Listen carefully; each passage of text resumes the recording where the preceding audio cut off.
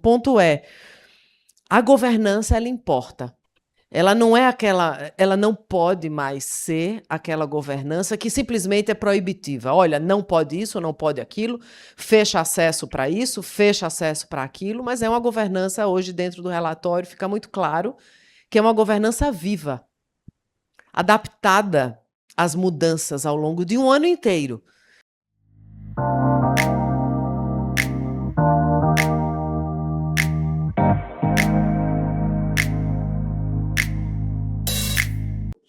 Boa tarde, doutor Daniel. Você está bem? Eu estou cada vez melhor, Ana. Muito. E você? Eu estou ótima. Voltando de férias, tudo fica lindo, né? Tudo fica bronzeado, tudo fica lindo, tá maravilhoso. Primeiro evento do ano, então a gente está com todo o olho nas tendências. A gente já começou aqui às 8h30 da manhã. O Piccoli trouxe um apanhado assim das coisas que estão acontecendo nos reports, quais são as tendências que a gente tem aqui apontando 2026 e até 2030 e algumas coisas até 2032, e claro que cibersegurança é algo que ficou marcado, obviamente, nos últimos anos e continua como sendo uma das principais agendas do mundo. Então, eu entrei aqui às 9h da manhã e quando eu cheguei nesse ponto do Tech Trends, que é a quinta tendência, que chama-se efetivamente paradigma da segurança, eu falei, opa, tecnicamente eu não sou a melhor pessoa, mas às 4h da tarde eu estou aqui agora confirmando o que eu prometi, que seria essa conversa sobre cibersegurança junto com você. E além do relatório, que é esse Tech Trends que eu comecei às 9h da manhã, eu sei que você tem notícias muito frescas, atualizadíssimas do que está acontecendo em Davos, das melhores tendências e das falas que já aconteceram, inclusive no dia de hoje. Então, a gente vai bater esse papo e eu vou voltar aos slides que a gente tinha nessa ocasião das 9h da manhã. Você topa? Total. Vai ser um grande prazer. Então, vamos lá. Se puderem passar para mim o primeiro slide, a gente vai começar sobre o dilema da segurança. Então, a gente está falando da IA. Claro que ela é um risco e uma defesa ao mesmo tempo, né? Porque a partir do momento em que ela nos expõe e traz vulnerabilidades, ela também é uma forma de criar uma defesa mais eficiente do que a defesa daquele analista ou daquela analista que fica manualmente por trás de um computador. Então, eu queria trazer aqui logo de começo, né, uma frase, um tópico que está apontado no Tech Trends de 2026, que é o seguinte: novos vetores de ataque específicos de IA. A gente sabe da sofisticação diária dos golpes, da sofisticação de arquitetura desses ataques que a gente tem vivido no mundo inteiro. Você, especialista, sabe muito mais do que eu. E aí o relatório traz ataques como data poisoning, model stealing, model inversion, prompt injection, que exploram essas vulnerabilidades exclusivas de modelo de IA. Bom, isso corrompe resultados, pode vazar dados sigilosos, pode manipular os comportamentos dos agentes. Eu queria a sua visão técnica, mas não tão técnica assim, porque eu sei que tem pessoas leigas aqui online e que estão nos assistindo. Como é que você interpreta isso na vida prática? Bom, é a realidade que já está batendo a porta de todas as organizações.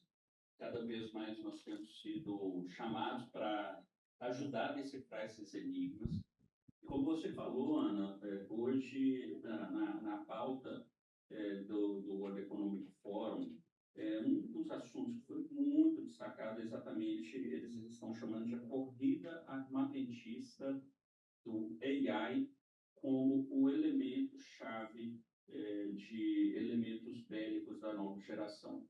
Então, se nós observarmos toda a dinâmica de riscos mundiais de geopolítica que nós estamos assistindo acontecendo por todos os lados, ela está completamente associada a essa perspectiva, né? Quando no nosso relatório tem elementos de data poisoning, nada mais é do que efetivamente contaminar ou envenenar esses dados com um viés de alguma perspectiva que vai direcionar o modelo de dados, ou agora está ficando está ficando mais confortável de falar, né? Porque tem muita gente compreendendo melhor o que significa LLM e Uhum, como ela pode representar bem dentro do nosso modelo corporativo.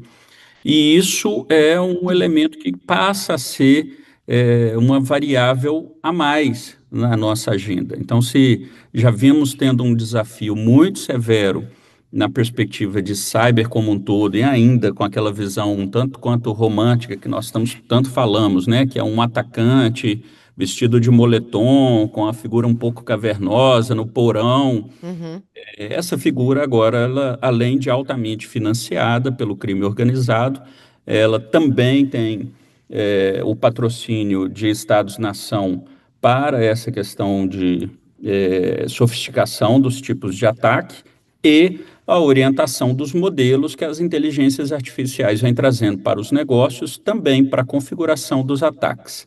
Ora, isso aqui é muito importante para a gente entender. O elemento da IA, ele não tem perversidade nenhuma, ele não tem nenhum tipo de elemento por si só que seja contraditório à segurança, uhum. mas diante do uso, tem se mostrado muito tão perigoso quanto. O número exato, só para fechar aqui, esse ponto é 94% dos participantes dessa conferência de hoje em Davos deram conta sobre essa preocupação. Uau! 94 é quase uma totalidade hoje na agenda do que de fato é primordial e importante nessa história de cibersegurança. Tem um segundo ponto que traz no relatório, que é o uso descontrolado de IA e de agentes, o que a gente chama muito comumente utilizado como Shadow AI. A gente viu logo de manhã também, dentro desse mesmo relatório, um número como algo entre 800 milhões de acessos, de usos, de usuários ali dentro, por semana, de uma das plataformas mais famosas de IA no mundo. Então veja que a gente está falando de quase 10% da população que usa IA de uma maneira, seja ela por lazer, entretenimento, seja ela por viés pessoal, seja ela por viés profissional. E dentro desse risco, né, essas ferramentas de AI e agentes autônomos usados sem aprovação, porque aí eu estou falando agora de ambientes controlados, sejam os tribunais, as repartições públicas, seja uma corporação, sejam os fornecedores, e aí você sabe muito bem onde a gente quer chegar com essa fala, criam zonas sem visibilidade, né? Então, são decisões não auditáveis, acessos indevidos a sistemas e dados, isso amplia vertiginosamente os riscos internos, com potencial de impacto gigantesco, ou melhor, até colossal. Somos pessoas que temos as nossas vidas domésticas e pessoais, e a gente se entrelaça entre aplicativos de WhatsApp, e o Teams, e o Zoom, e as outras plataformas, e o aplicativo do banco, e por aí vai. E dentro desse risco descontrolado de IA e agentes, o que você tem para nos dizer pela ótica da segurança cibernética? Bom, novamente aqui o termo ele é bem peculiar, né? O shadow já dá aquela conta das coisas que andam às nossas sombras e vai ser aqui um elemento fundamental para nós compreendermos o contexto do que se pretende dizer efetivamente. Quando a organização já está se predispondo, normalmente a gente vê, né, dois grandes fabricantes em destaque, ou o Copilot da Microsoft ou o Gemini do Google, estatisticamente tem se Uhum. comprovado no modelo corporativo aqui no Brasil um número destacado, mas eu vou me atrever aqui a falar esse fabricante, que você não quis citar o nome, né, mas a OpenAI tem uma perspectiva de massa, efetivamente. Foi quem controlou o domínio no primeiro ano. Lembrando que isso tudo tem menos de 3 anos, né, pessoal? Aham. E está acontecendo de uma forma avassaladora. O fato é que realmente é o novo pavor dos médicos. Até pouco tempo atrás a gente chegava no médico, né, e falava assim: eu consultei no Google. Quase ninguém mais Exato. consulta no Google, né? Agora a gente vai a um desses chats e faz as nossas consultas, cria a nossa base de direcionamento. O ponto é que os atacantes, de posse dessa informação, também começaram a criar novos modelos de ataques, assim como faziam o phishing no WhatsApp, no e-mail, e, enfim, né, ligações telefônicas, ligações Uhum, fraudulentas, migraram também para criar prompts adequados, em que tem, ora, às vezes, até um link malicioso que, ao ser processado na inteligência artificial, encaminha as respostas e, principalmente, informações que estão no browser ou em outras fontes de informação dentro dos dispositivos no qual a pessoa está fazendo a consulta. O problema do Shadow AI aí é que, quando nós estamos fazendo isso no mundo corporativo, ele está pegando as informações das minhas configurações de segurança, muitas vezes. uhum. Por incrível que pareça, esse tipo de coisa, ela não é necessariamente, não é toda organização que tem um data loss prevention, que é bastante tempo nós técnicos defendemos como um elemento bastante importante. Muitas organizações passaram a ter o DLP, essa solução, para fins de privacidade de dados, mas não tem os rótulos de classificação para outras finalidades. Assim sendo, novamente, o atacante de posse dessa arquitetura toda, dessas fragilidades e principalmente de uma grande potência que são os GPT-like de toda sorte, né? E eu Uhum. citei três aqui, mas vamos pensar, tem o Perplexity, tem um outro caso curioso que aconteceu há pouco tempo de um desses fabricantes, esse aqui eu vou pedir licença para não citar o nome, porque foi um caso um pouco mais escandaloso, mas que o próprio fabricante veio a público para citar que uma das variações da sua LLM estava chantageando o próprio time de desenvolvimento por Exato. determinadas circunstâncias. Então, veja a que nível a inteligência artificial, simplificando muito, né, mas aquela LLM entrou num viés de envenenamento e de direcionamento enviesado que acabou culminando em que, de repente, a própria inteligência artificial trazia perspectivas de chantagem contra os seus próprios desenvolvedores. Exato. Você falou em médicos e ontem, por curiosidade, né, vida doméstica se entrelaçando aqui com os nossos dispositivos, eu estava voltando para casa e uma amiga me manda um texto sobre X coisa e dentro dele os resultados médicos dela.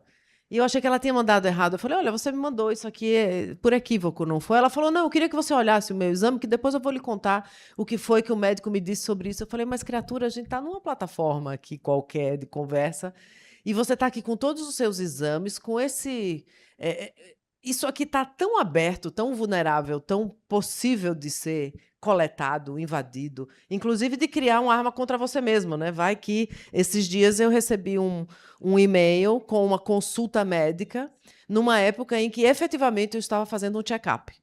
Então, o Uhum. simples fato de eu ter um check-up em andamento fez com que algum hacker soubesse do meu movimento e me mandasse um link dizendo que eu tinha, sim, uma agenda confirmada com o médico X na hora Y. Só que aí atrapalhou, né? Porque aquela agenda que me sugeriram era o nome de uma pessoa que trabalhava no meu time. Então, era uma médica que era do meu time, mas eu estava fazendo check-up naquela ocasião. Mas numa fadiga e num momento mais desatento, eu seria uma grave e muito provável candidata a clicar nessa história, né? E a colocar isso no meu calendário, por exemplo, e isso ter aí as consequências que a gente já conhece ou até as piores ainda. Eu quero andar num terceiro tema ainda sobre esses riscos para a gente fechar essa janela, que são as ameaças emergentes e altamente escaláveis. Acho que essa é uma palavra que a IA trouxe nos benefícios e nos malefícios, é a escala. Né? E dentro disso, o relatório traz que a convergência entre IA e infraestrutura física, ataques autônomos, machine versus machine, ou seja, máquina contra máquina, vulnerabilidades em satélites e riscos quânticos podem provocar falhas simultâneas. E aí vem o ponto, né? Amplamente distribuídas, exigindo preparação antecipada. Conta o que está na sua tela mental sobre esse tema. Mais que na minha tela mental, devo confessar que eu estou com uma pequena cola aqui, porque tem alguns números, então às vezes estou olhando para baixo por conta disso, tá, pessoal? Mas tem um dado já também de Davos, impacto real, de que 73% dos participantes da Assembleia hoje relataram que alguém do primeiro nível de sua rede de relacionamentos foi afetado por fraude no último ano. Olha isso. Qual é o número? Repete? 73, 73. 73% na rede no primeiro nível. Boa. Ok, então, realmente, assim, é aquela história confirmada, né? Números são bons para esse momento, porque efetivamente nos mostram aonde estão esses problemas que aqui estão aparecendo como hipóteses, como contextos de possibilidades, mas aqui acabam que eles se tornam elementos factuais. E uma das características que até você citou antes, Ana, que eu também queria contar um, um- um exemplo.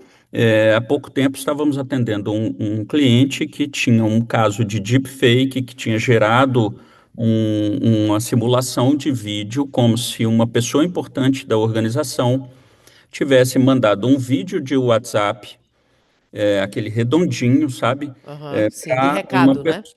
Isso, para uma pessoa da área responsável por pagamentos daquela organização, autorizando uma transferência milionária, da ordem de 5 a 6 milhões de reais, Uhum, uma conta. E era uma pessoa do patamar de presidente daquela organização.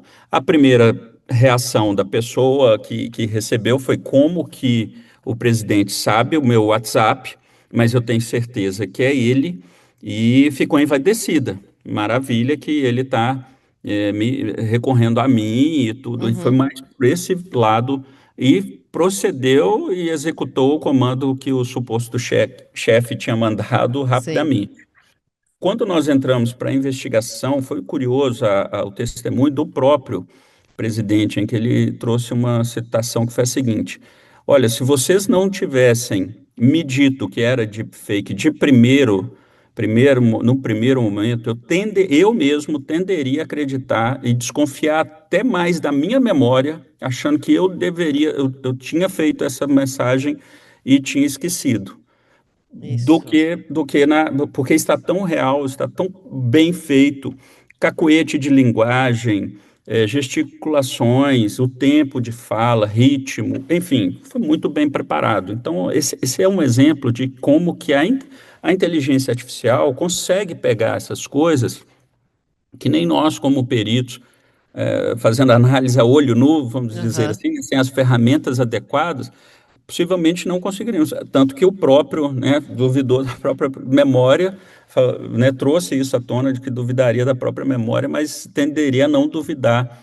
da perfeição daquele item. Então, o deepfakes é uma das ameaças emergentes com esse tipo de circunstância, o tipo mais moderno de phishing, também passado por essas modalidades, mas muitas das vezes também esses vídeos que todo mundo acha muito divertido, né, sim. já tem um bom tempo, fazer parecer velho, novo, criança, evolução.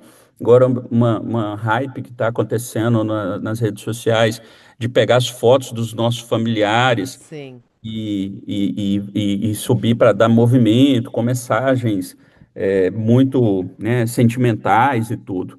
Ora, isso tudo é uma forma em que a máquina está aprendendo sobre comportamento e sobre as gerações. Uhum. Então, não, felizmente, não podemos ser coniventes com essa circunstância que é legal e está tudo bem o fato é, não estamos aqui para dizer não façam, tá? É importante. Mas façam conscientes de que a repercussão é essa e desde que assim seja, tudo bem, não há problema. Exatamente. Depois não tem como voltar atrás. Os nossos dados já foram, né? Já Já estão foram, por já aí, foram. os nossos costumes, os nossos hábitos, as nossas preferências, e com isso fica fácil criar o nosso twin, né? Ao ponto da gente se confundir com esse tipo de recado, achando que foi a gente mesmo quem fez, né? Mas existe sempre um outro lado, o lado bom. em que a IA torna-se também habilitadora. Ela traz riscos, isso é bem verdade, a gente pensou os 3 principais que são apontados no relatório, e a gente vai falar sobre mais 3 também, só que agora a IA como habilitadora. E eu também queria ouvir seus comentários. O primeiro é sobre uma detecção automatizada de ameaças em velocidade de máquina. É quando a IA permite identificar padrões sutis ou anômalos que humanos não conseguem. Você falou um pouco sobre isso, né? Uhum. Sutilmente aí no início. Ela também consegue correlacionar eventos em larga escala e reagir automaticamente a incidentes, reduzindo drasticamente o tempo de resposta. E em um relatório em que o tempo ele é o mais precioso hoje do nosso tempo de reação e qualidade de segurança, eu queria ouvi-lo. Perfeito. Bom, a recíproca é verdadeira, né? Então, se favorece quem está do lado negro da força, desde que munido com uma força equivalente, também podemos e devemos nos beneficiar. Exemplos pragmáticos que nós temos usado no dia a dia para defesa são coisas do tipo análise de comportamento. Então, hoje, com a possibilidade de inteligência artificial somada com aplicativos mais específicos, nós conseguimos apoiar bancos, por exemplo, analisar o tipo de comportamento que o usuário tem, por exemplo, pela força da pressão do dedo na tela do celular. Opa! Então, é uma percepção que começa a virar uma assinatura digital, que não aquela que a gente faz nos documentos para criar nossa rubrica propriamente dito, mas sim uma condição em que eu vou criando uma assinatura de meu comportamento. Eu consigo ver, né, quando a gente vê as autenticações de banco, que tem aquela coisa que vira um pouco piada, né? Aquela aproxime, Aham. deixa, vai. Eu brinco que é a dancinha do TikTok do banco agora, né? A gente tem que fazer uma dancinha para fazer um Pix.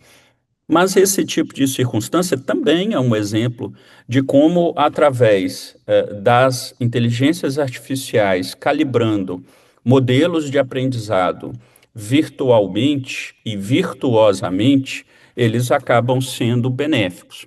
Essa Uhum. questão de chegar nesse nível de sofisticação, de ver a pressão do dedo, a área de toque, normalmente as pessoas começam a ter costumes de, por exemplo, sempre que digita a senha, logo depois passa um local mais específico da tela. Então, nós começamos a ter percepção sobre características peculiares do indivíduo, isso fica realmente num modelo de linguagem ali para poder calibrar e até mesmo a tomada de decisão, que tanto pode ser uma elevação na régua de risco da fraude, Uhum. de potencial fraude, claro, ou não, olha, definitivamente tem determinados comportamentos que nos levam, e isso a tomada de decisão é do banco, por exemplo, e falar, olha, determinados comportamentos para mim é suficiente para comprovar e não autorizar o pagamento.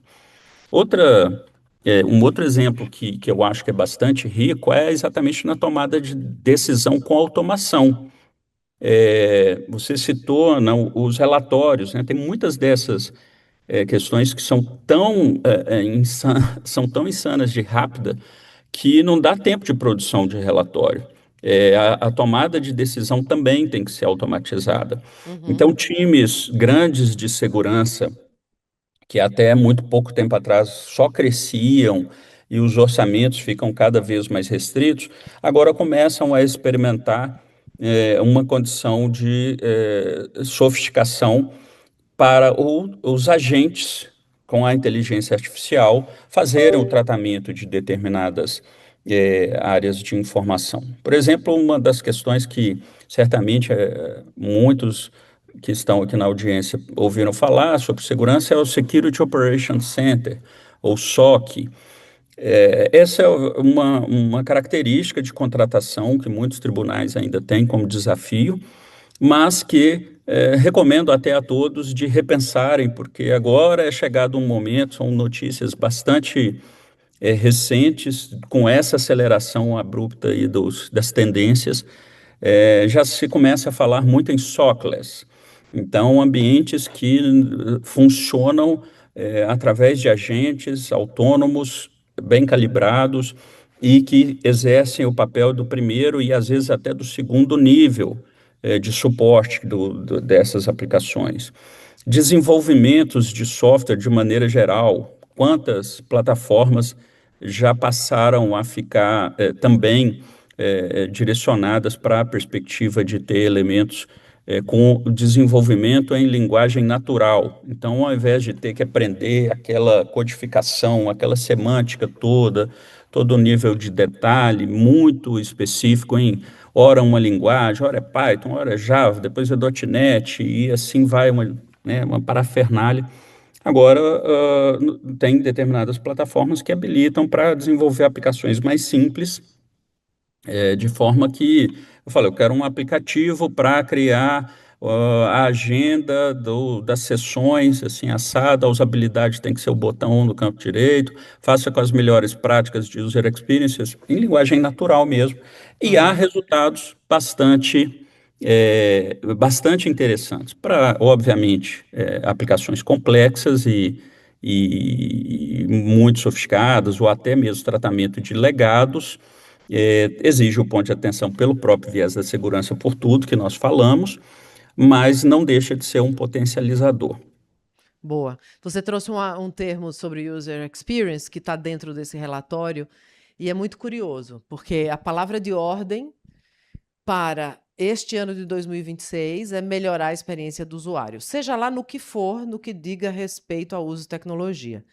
E não somente as organizações sabem ou precisam saber e fazer isso, mas o próprio crime cibernético se beneficia disso.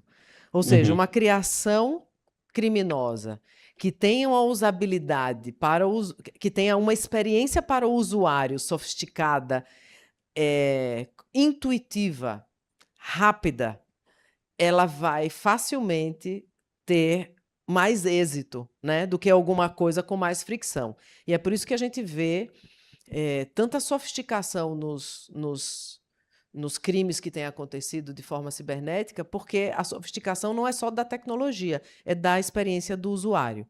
As letras, o design, a semelhança, a voz, o movimento, o vídeo, o corpo, ou seja, é tão real, é tão bem feito, é tão perfeito, que isso causa uma taxa, digamos assim, de retorno gigantesca nas pessoas, nos usuários, que somos nós que estamos caindo nessa história, né?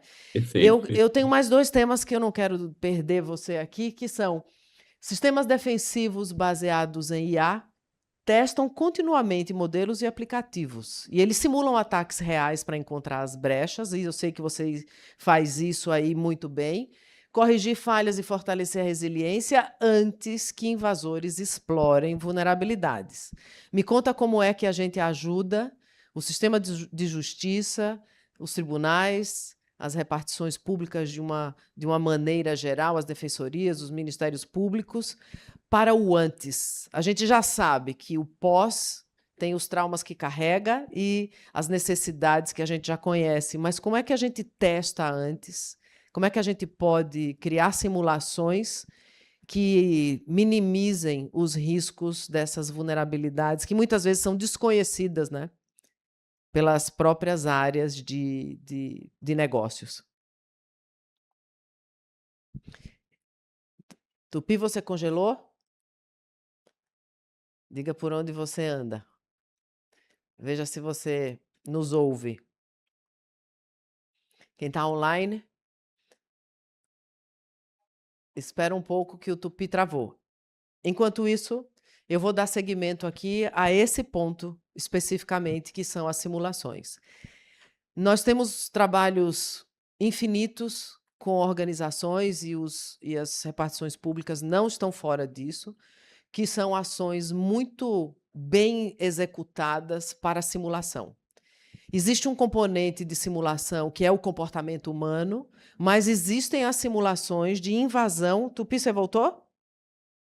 Voltei e quero tranquilizar a todos que foi nada mais do que um apagão aqui da nossa companhia em São Paulo, que a companhia elétrica em São Paulo que não tem perdoado muito, não. Eu só preciso saber se você é você e se isso não é uma inteligência artificial ou um hacker fazendo uma pegadinha comigo aqui online, ao vivo.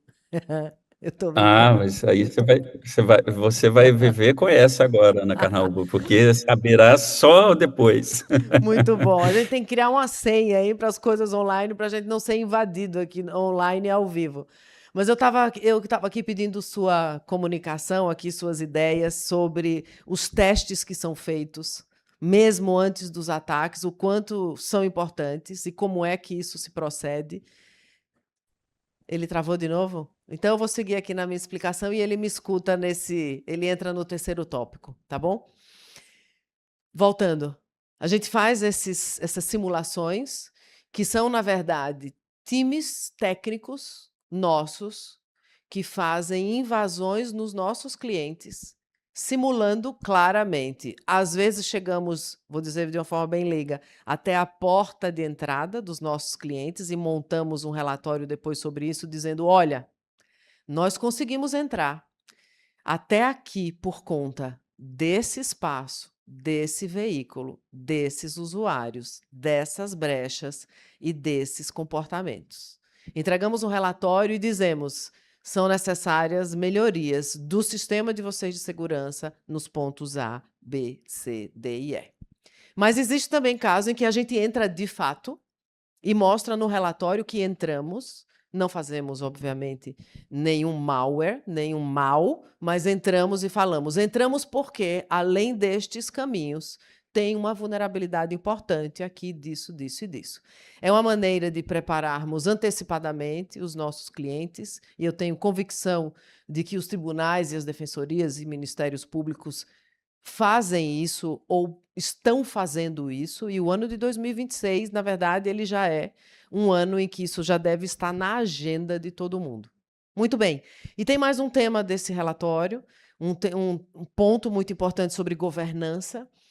Governança avançada e monitoramento de agentes, que são mecanismos de isolamento de modelos, gestão dinâmica de privilégios, auditoria contínua e monitoramento comportamental, que permite identificar agentes desviantes, evitar acessos perigosos e controlar o ciclo de vida completo dos agentes autônomos. O ponto é, a governança ela importa.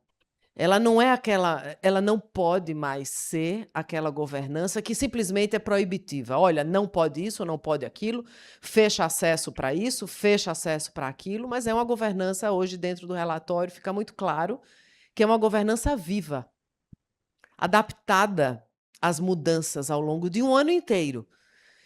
Tupi, você voltou? Tô vendo Eu aqui. acho que sim, podem me dar só o feedback Estou lhe ouvindo. conseguem me ouvir? Sim, se você puder comentar o último tópico da Perfeito, governança avançada e monitoramento de agentes, é bom. perfeito. Seguinte, olha, da governança, eu costumo dizer que é o único passo que eu ainda não acredito que ele seja terceiro inteligência artificial, porque efetivamente ele vai exigir sempre uma humanidade na tomada de decisão, que, no meu melhor ponto de vista, ele efetivamente só parte de humanos, que é a Aham. sensibilidade do líder, é a característica de ter realmente aquela sutileza de conhecer a cultura, de entender sobre pessoas, não naqueles aspectos de padrões, mas até tenho comentado há um pouco tempo, um comediante foi questionado se tinha medo de perder a sua carreira para a inteligência artificial. Eu gostei muito da resposta que ele trouxe, que ele disse assim, não, eu não tenho esse medo. E o entrevistador voltou para ele e falou assim, ora, mas como não? Está todo mundo com esse medo. Ele falou, não, é porque a inteligência artificial é lógica. E eu, como um comediante, nem sempre. Então, Uhum. é um pouco disso, sabe, dessa sutileza de como que nós precisamos efetivamente para governar, é que é vêm confundindo o termo de governança com gestão. Muitos elementos de gestão efetivamente vão ser elementos de enriquecimento da informação para que quem governa. E isso é o ponto que eu queria comentar aqui desse detalhe e pedir mais uma vez desculpas pelo fato de não de ter perdido ali o sinal algumas vezes. A gente já está chegando no fim da nossa conversa. Eu tenho 3 frases para você e eu queria, primeiro, saber se você concorda. Dentro do relatório fica muito claro um posicionamento para 2026 como uma tendência de que nós, né, que fazemos a gestão dos nossos negócios e das nossas áreas, que a gente seja mais veloz do que perfeito. Isso quer dizer, o tempo de resposta, o tempo de reação, a nossa assertividade é crucialmente mais importante hoje do que fazer a coisa mais perfeita com mais tempo. Você concorda e por quê? Olha, para mim é fato inquestionável, porque não temos esse tempo para ficar naquele perfeccionismo segundo os paradigmas e modelos mentais que temos. Logo, o que no nosso ponto de referência poderia representar a percepção, a perfeição, melhor dizendo, desculpa, isso também está mudando. Logo, se a própria referência de perfeição está mudando tão rapidamente, tão aceleradamente, a velocidade tende a ser o que vai preponderar. O que eu quero só destacar aqui é que eu que sou aficionado com Fórmula 1, a gente aprende lá a dizer que assim, velocidade sem controle não é nada. E esse é o nível de velocidade que nós temos que ter em mente, é uma velocidade com governança, que foi o que a gente acabou de falar há pouco. E isso sim é o balanceamento, é o equilíbrio possível.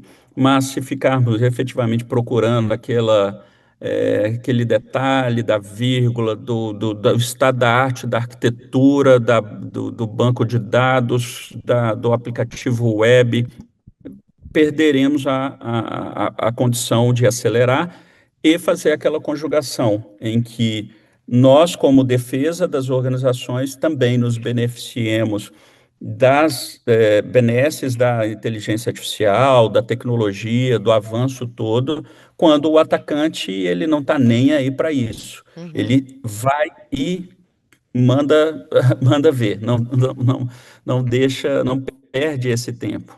E tem outra, né? No mundo em que a gente tem coisas tão inéditas todos os dias, como ser perfeito, tentando contingenciar e mitigar coisas que a gente não conhece? Resta-nos que a gente tenha experiência, assertividade e velocidade para reagir. Eu tenho uma segunda pergunta para você. Ou melhor, não é uma pergunta, é uma sentença aqui que está dentro do relatório que eu gostei bastante.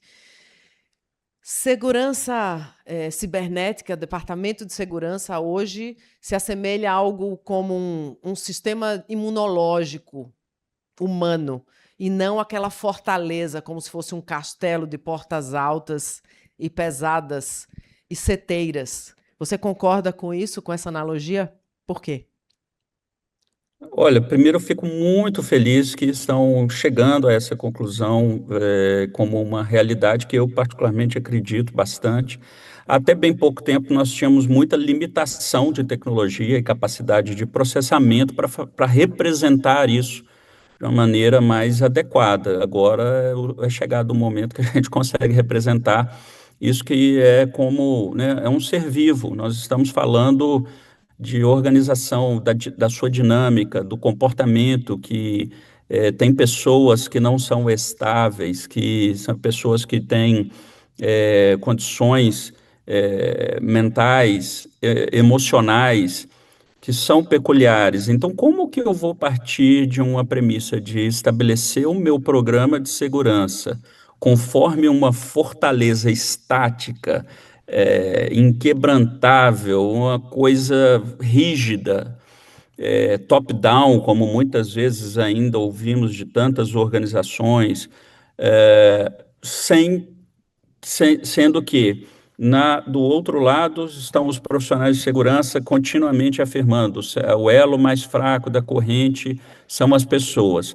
Ora, se as pessoas são dotadas especificamente de sistemas imunológicos para a própria sobrevivência, como não comparar para essa circunstância? E assim também a gente precisa de aprender. O fator de segurança que funcionava até ontem pode não funcionar hoje, porque a dinâmica da Uhum. ameaça cibernética, ela muda, assim como um vírus pode sofrer mutação, uma bactéria pode sofrer alterações, a própria genética, né? Nós podemos ter alterações genéticas, cada vez mais nós vamos vendo estudos avançados mostrando que nessa questão biológica se torna muito claro, e até mesmo no campo da tecnologia, é, levantamentos mostrando que os próprios sistemas binários começam a ser questionados. Não é mais só aquela questão do 0 e 1, né? Aquela parte do digital propriamente dito. O silício vem sendo transformado aos poucos e também outras formas de célula que transmitem eletricidade e sinais são carregados efetivamente.